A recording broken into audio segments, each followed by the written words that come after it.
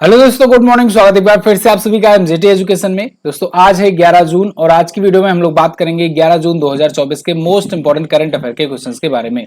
पूरी video detail में समझाई गई है, पूरी वीडियो ध्यान से देखिएगा। अगर पसंद आएगी तो इसे लाइक और शेयर भी जरूर करना। बहुत इंपॉर्टेंट क्वेश्चंस आए हुए हैं आज की वीडियो में, तो आप केयरफुली देखिएगा पूरी एंड तक वीडियो। शुरुआत करेंगे सबसे पहले कल के रिविजन से। कल हम लोगों ने पढ़ा था कि पीएम मोदी ने अपने तीसरे कार्यकाल के लिए शपथ ग्रहण की और राष्ट्रपति द्रौपदी मुर्मू जी ने उनको शपथ दिलाई। 8 जून को विश्व महासागर दिवस मनाया गया, विश्व मस्तिष्क ट्यूमर दिवस मनाया गया और 12 जून को आंध्र प्रदेश के मुख्यमंत्री पद की शपथ लेंगे चंद्रबाबू नायडू। इसके अलावा आरबीआई ने लगातार 8वीं बार रेपो रेट को 6.5% पर अपरिवर्तित रखा। अखिल भारतीय टेनिस संघ ने Dilip Bose life time achievement पुरस्कार दिया है नर सिंह और रोहिणी लोखंडे को। इसके अलावा वेलेंस सुब्बैया ये EY entrepreneur of the year का अवार्ड पाए हैं। इसको पाने वाले ये चौथे व्यक्ति बने हुए हैं। लोकसभा में जीतने वाली सबसे कम उम्र की आदिवासी महिला बन गए हैं प्रियंका जारकीहोली। और दक्षिण कोरिया के सुवोन में तीरंदाजी एशिया कप आयोजित हुआ। इसमें भारत ने कुल 5 मेडल जीते हैं, जिनमें 1 गोल्ड भी शामिल था। इसके अलावा एप्पल को पीछे छोड़कर दुनिया की दूसरी सबसे वैल्यूएबल कंपनी बन गई है एनवीडिया। माइक्रोसॉफ्ट सबसे ज्यादा वैल्यूएबल कंपनी है और सेकंड पर मार्केट कैप सबसे ज्यादा हो गया है एनवीडिया का, तीसरे पहुंच गई है एप्पल। पीएनबी मेटलाइफ के नए एमडी और सीईओ बन गए हैं समीर बंसल। ये टॉप 10 करंट अफेयर के क्वेश्चंस थे कल की वीडियो से, जिनका आपने किया है रिवीजन 1 मिनट में। इसकी क्विज और पीडीएफ आपने प्राप्त कर ही ली होगी एमजेटी ऐप से, नहीं प्राप्त की है तो कर लीजिएगा यहाँ से। यहीं पर डेली आपको पीडीएफ क्विज वगैरह दी जाती है फ्री में। Free PDF free quiz section में जाकर आप प्राप्त कर सकते हो।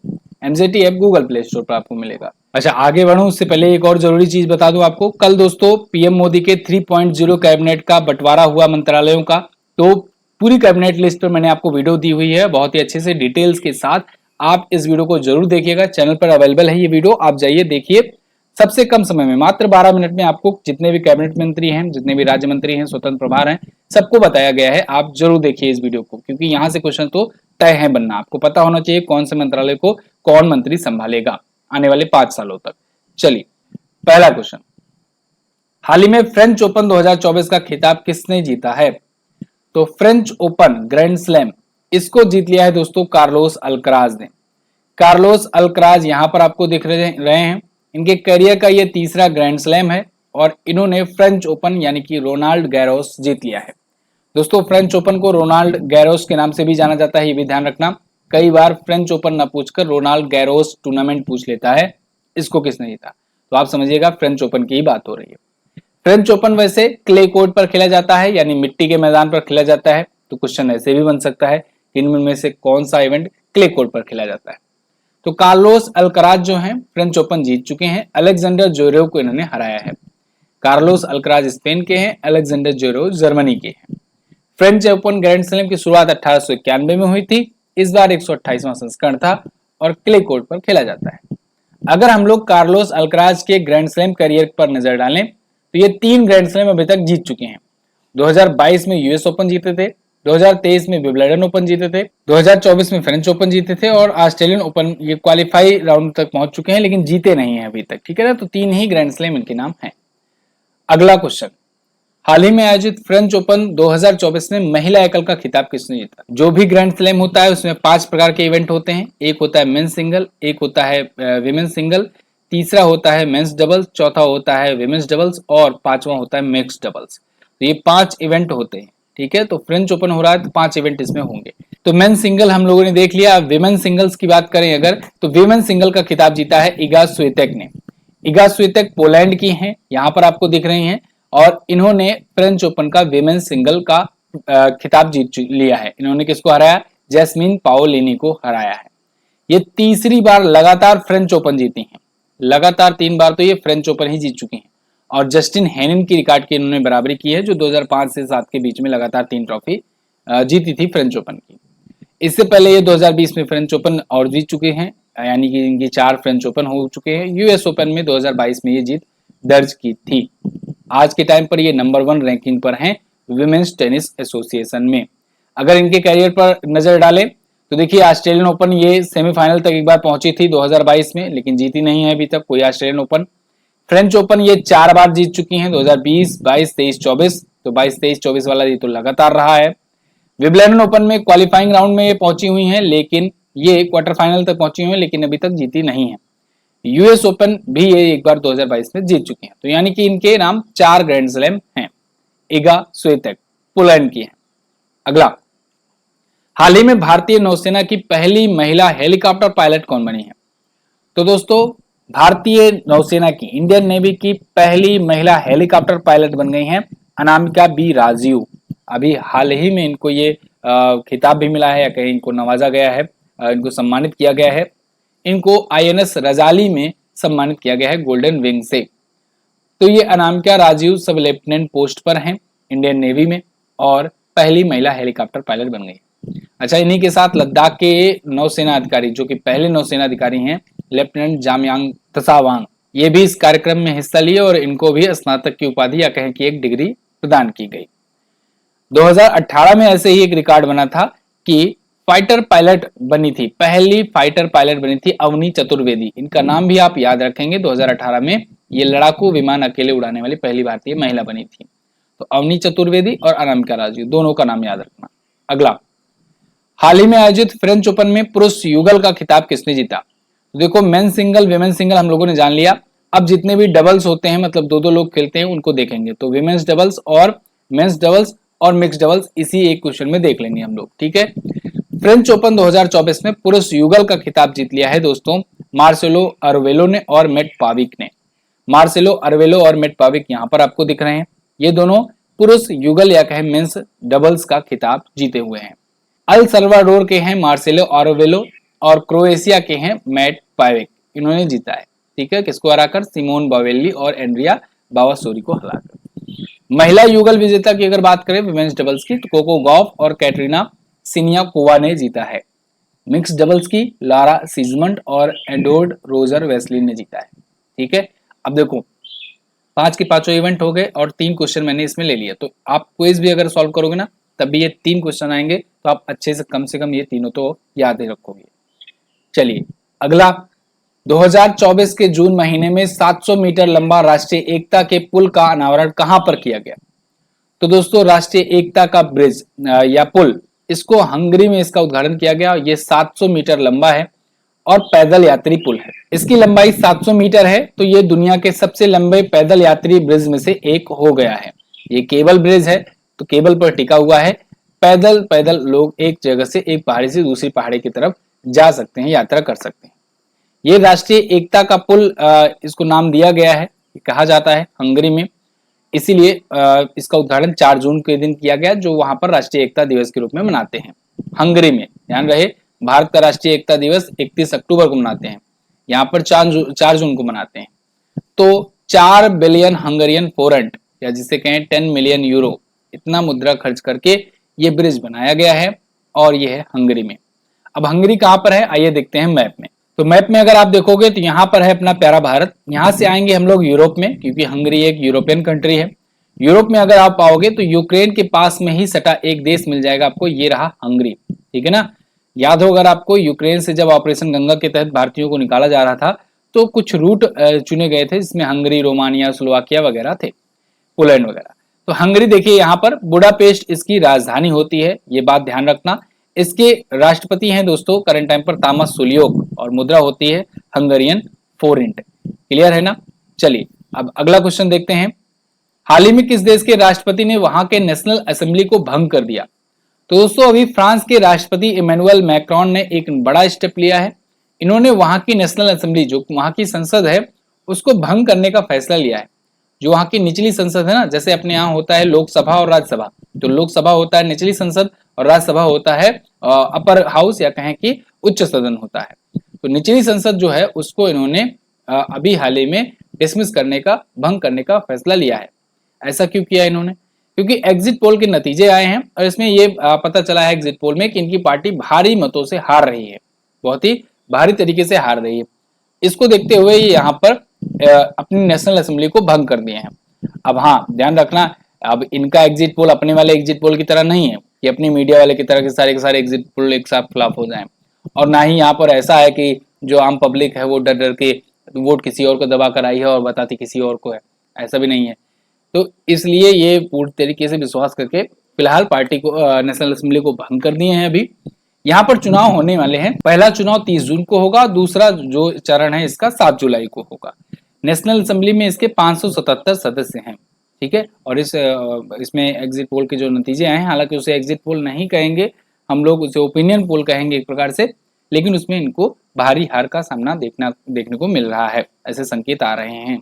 राष्ट्रपति का स्वतंत्र चुनाव जब आने वाला है जो अगला, वो लगभग 2027 तक होने की संभावना है।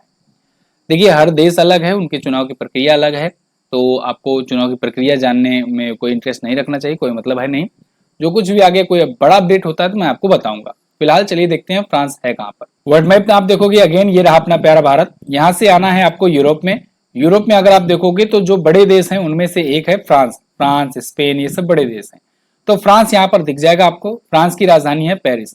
अच्छा, फ्रांस और ये इंग्लैंड या कहे कि ये ब्रिटिश आइसल्स या कहे कि यूके, ये दोनों अलग होते हैं इंग्लिश चैनल से। ये बात याद रखना, ये इंग्लिश चैनल है, इन दोनों से ये अलग होते हैं फ्रांस और ये मैं आपको यूरोप वाले महाद्वीप में पढ़ाया ही हुआ हूँ। तो फिलहाल फ्रांस की राजधानी पेरिस होती है, मुद्रा होती है यूरो और यहाँ के राष्ट्रपति इमैनुअल मैक्रोन है। पेरिस में आप जानते हो आईफल टावर है, इसके अलावा दोस्तों हेडक्वार्टर है यूनेस्को का, इसके अलावा इंटरनेशनल एटॉमिक एनर्जी एजेंसी का भी हेडक्वार्टर है और FATF का भी तो हेडक्वार्टर यहीं पर है। FATF financial action task force. अगला क्वेश्चन है, हाल ही में best conduct of business regulator का पुरस्कार किसने जीता है? इसको जीत लिया है दोस्तों सेबी ने। सेबी यानी कि securities and exchange board of India, इसने best conduct of business regulator का पुरस्कार जीता है। अभी हाल ही में यह पुरस्कार इसको दिया गया द एशियन बैंकर के द्वारा। ये बात ध्यान रखना, कौन दिया है? द एशियन बैंकर ने यह अवार्ड दिया है। किसके लिए दिया है? अपने भारत में जो रेगुलेटरी मार्केट है उसका फ्रेमवर्क बढ़िया तरीके से इस्तेमाल करने में, उसको रेगुलेट करने में, उस पर कंट्रोल स्थापित करने में। मैं आपको कई बार बता चुका हूं, जो शेयर मार्केट है या म्यूचुअल फंड वगैरह है उन पर रेगुलेशन करने के लिए ये सेबी संस्था है अपना। सेबी यानी securities and exchange board of India, ठीक है। तो इसी ने बेहतरीन ढंग से काम किया, इसलिए ये अवार्ड मिला है इसे। इसकी स्थापना 1988 में हुई थी, लेकिन इसको वैधानिक दर्जा मिला था 1992 में। हेडक्वार्टर इसका मुंबई में है। अध्यक्ष वर्तमान में माधुरी पुरीबुच है। माधुरी पुरीबुच इसकी फर्स्ट लेडी प्रेसिडेंट है। अच्छा, एक और बात, रेलवे का सामान्य विज्ञान का ये ई बुक है दोस्तों, लोगों को बहुत पसंद आ रही है और अच्छा लगता है जब आप लोग फीडबैक भी देते हो, कोई भी कंटेंट पाते हो। तो 120 पेजेस की ये ई बुक है, प्रिंटेबल फॉर्मेट में है, A4 साइज में है, कलरफुल डिजाइन के साथ है। इसमें ऑब्जेक्टिव्स हैं, थ्योरी है, MCQ है, प्रीवियस ईयर के क्वेश्चंस भी लिए गए हैं जो रेलवे और SSC के एग्जाम में पूछे गए हैं, और लास्ट में आपको वन लाइनर भी दिया गया है। तो आप लोग बेहतरीन ढंग से अपना साइंस तैयार कर सकते हो इस एक ई बुक से। इस नंबर पर आपको व्हाट्सएप करना है, व्हाट्सएप पर ही आपको QR कोड भेजा जाएगा, वहीं पर पेमेंट करना है। कितना पेमेंट करना है? मात्र 75 रेट्स में। देखिए मैं इसका प्राइस बढ़ाने वाला था, शुरू किया गया था बढ़ाना, लेकिन बहुत सारे लोग ये रिक्वेस्ट करने लगे कि सर मुझे भी वही पुराने प्राइस में दो, पुराने प्राइस में दो, बार बार होने लगा था। तो हमने कहा चलिए ठीक है, इतने पर ही रखते हैं, लेकिन इन फ्यूचर बढ़ाया जाएगा कि नहीं इसकी मैं गारंटी नहीं ले सकता हूं। आप लोग को अगर लेना है तो इस ई बुक को अभी ले सकते हो। हाल ही में किसने अपनी आत्मकथा सोर्स कोड माई बिगिनिंग्स का अनावरण किया है?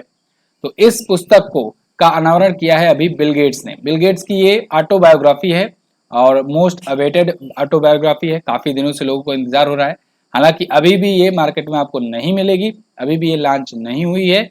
इसका अनावरण किया गया है, मतलब ये प्रमोशन स्टार्ट कर दिए हैं कि हाँ ये आने वाली है।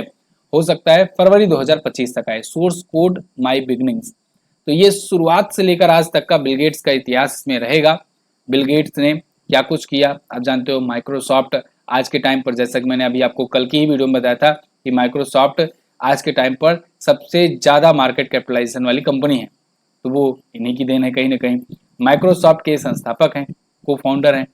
आज के टाइम पर माइक्रोसॉफ्ट के CEO हैं सत्या नडेला, भारतीय मूल के हैं, लेकिन स्थापना बिल गेट्स ने की थी 1975-76 में। अगला, हाल ही में किस देश को UN के द्वारा बच्चों को नुकसान पहुंचाने वाले अपराधियों की वैश्विक लिस्ट में शामिल किया गया? तो अभी हाल ही में इजराइल को दोस्तों UN ने, यानी यूनाइटेड नेशंस ऑर्गेनाइजेशन ने बच्चों को नुकसान पहुंचाने वाले अपराधियों की वैश्विक लिस्ट में शामिल कर लिया है। मतलब ऐसी लिस्ट जिसमें बच्चों को नुकसान पहुंचाने वाले जो देश हैं वो रखे जाते हैं, उसमें इजराइल को शामिल कर लिया गया है।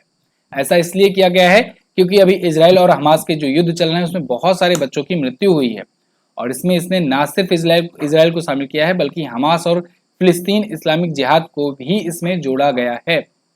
15,500 से ज्यादा बच्चे अभी तक मारे गए हैं गाजा युद्ध में। तो यूएन ने अब इजराइल को इसमें शामिल कर लिया है। यूनाइटेड नेशन ऑर्गेनाइजेशन की बात करें तो 24 अक्टूबर 1945 को स्थापना हुआ था। 24 अक्टूबर को इसीलिए पोलियो दिवस मनाया जाता है, माफ कीजिएगा, संयुक्त राष्ट्र स्थापना दिवस मनाया जाता है। वैसे दोनों दिवस मनाया जाता है। न्यूयॉर्क में इसका हेडक्वार्टर है, महासचिव है एंटोनियो गुटरेस। अगला क्वेश्चन है 2025 से 2029 तक मोटो जीपी इंडिया का आयोजन कहां पर किया जाएगा? तो दोस्तों 2025 से 2029 तक मोटो जीपी इंडिया का आयोजन किया जाएगा नोएडा में। नोएडा में, जिसे हम लोग गौतम बुद्ध नगर भी कहते हैं, इसका ऑफिशियल नाम गौतम बुद्ध नगर है। गौतम बुद्ध नगर है इस जिले का ऑफिशियल नाम। उत्तर प्रदेश का जिला है, ये भी ध्यान रखना। कई लोग कंफ्यूज रहते हैं कि उत्तर प्रदेश का हिस्सा है कि नहीं नोएडा। नोएडा उत्तर प्रदेश का ही जिला है और इसे ऑफिशियल रूप से गौतम बुद्ध नगर के नाम से जानते हैं। तो यहाँ पर मोटो जीपी रेस होने वाली है। देखो पहले भी ये आयोजन कर चुका है मोटो जीपी रेस बुद्धा सर्किट में, और अब उसी बुद्धा सर्किट में मोटो जीपी 2029 तक कंटिन्यू किया जाएगा। मतलब 2025 से लेकर 2029 तक के लिए कंटिन्यूएशन के लिए यहाँ पर एक डील हुई है। तो नोएडा के, ग्रेटर नोएडा के बुद्धा सर्किट में आयोजित होगा मोटो जीपी कार्यक्रम। इसके लिए डोरना स्पोर्ट और फर्स्ट स्ट्रीट स्पोर्ट के साथ समझौता हुआ है। 80 करोड़ रुपए उत्तर प्रदेश सरकार जुटा करके इस पर इन्वेस्ट करेगी। मोटो जीपी रेस मोटर बाइक का एक रेस होता है, कुछ इस प्रकार से। ठीक है जी। अगला एक और बोनस क्वेश्चन देख लीजिए। हाल ही में किसने कर्मचारी राज्य बीमा निगम यानी ईएसआईसी के महानिदेशक का अतिरिक्त प्रभार संभाला? तो अभी हाल ही में दोस्तों श्री कमल किशोर सोन ने कर्मचारी राज्य बीमा निगम के महानिदेशक का अतिरिक्त प्रभार संभाला है। ये है कमल किशोर सोन। इन्होंने कर्मचारी राज्य बीमा निगम का महानिदेशक का पद संभाला है। झारखंड कैडर से आईएएस ऑफिसर है, 1998 बैच के। वर्तमान में ये श्रम और रोजगार मंत्रालय में अपर सचिव हैं। श्रम कल्याण के महानिदेशक के रूप में भी ये कार्यरत हैं। ठीक है, तो ये थे टॉप 11 करंट अफेयर के क्वेश्चंस आज के दिन से। अच्छा, कुछ कमेंट कल आए थे कि सर संडे को जो वीडियो नहीं आती है तो उसमें क्या क्वेश्चन छूट जाएगा वगैरह वगैरह। देखो एक भी सिंगल क्वेश्चन आपका करंट अफेयर का नहीं छूटेगा, ये मेरी गारंटी है। ठीक है ना। जो भी क्वेश्चंस आपको लगता है संडे को बनना चाहिए वो संडे का मंडे या ट्यूसडे में मैं कवर करा दिया करता हूँ। सारे के सारे केवल इंपॉर्टेंट क्वेश्चन लिए जाते हैं, कोई भी फर्जी के क्वेश्चन नहीं लिए जाते हैं। अब मैं जबरदस्ती आपको संडे को क्वेश्चन थोप करके गलत क्वेश्चन या बिना फर्जूल का क्वेश्चन, जो क्वेश्चन मैं बताया हुआ हूँ 1-2 बार, उसको बार बार लेकर के आपका टाइम नहीं लॉस करना चाहता हूँ।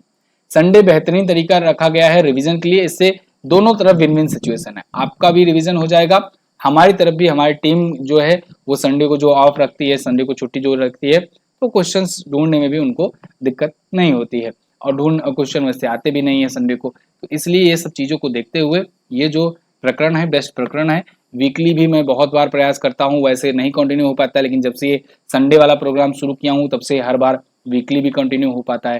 ठीक है ना, बिना रुके। तो आप लोग जो है वीकली वाइज रिवाइज कीजिए और इस चीज की चिंता छोड़ दीजिए कि कोई क्वेश्चन छूटेगा या कोई क्वेश्चन ड्रॉप होगा।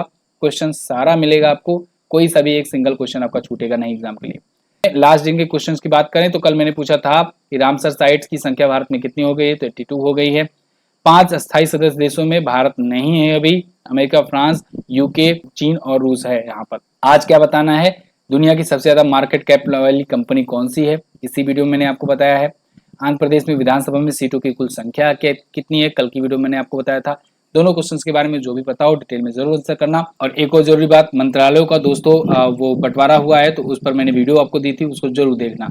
इसकी पीडीएफ आपको टेलीग्राम पर मिलेगी। मैं मिलूंगा अगली वीडियो में, तब तक के लिए नमस्कार, जय हिंद, वंदे मातरम।